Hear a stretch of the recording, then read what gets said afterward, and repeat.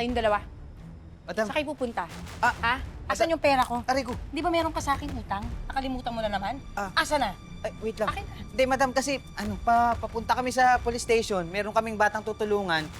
Hingi kami ng tulong sa police. Ay, wow. Pasensya na, hindi ako nakapamasada. Hindi, wala akong pasensya sa ganyan. Ang babait nyo naman. Tutulong kayo sa bata. Nakalimutan mo yung utang mo sa akin. Ako yung pera ko. Oo nga, madam. Oo nga. Uga pa talaga itong babae. Wala kang pake. Wala kang pake. Kayong dalawa, pag hindi kayo nagbayad sa akin, sasama ako sa inyo sa presinto. Paghihimasin ko kayo doon ng rehas. Isusumbong ko kayo sa pulis. Di ba? Ang utang ay utang. Oo nga. Di ba? Oo nga. Ganito na lang. Gagawa akong paraan. Sige, mangungutang ako para maipambayad ko sa'yo, madam. Utang ka na naman. Ha? Bakit? Kaya ka nababaon eh. Utang ka ng utang eh. Tama si madam. Kailangan kong bayaran yung boundary sa kanya. Yan, Ano ba, Pretty? yan.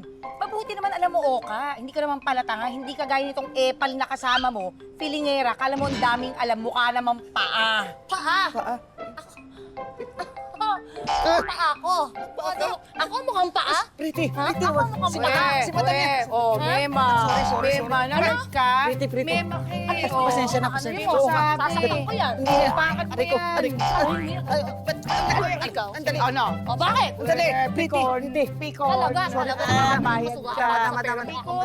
Pikon ka.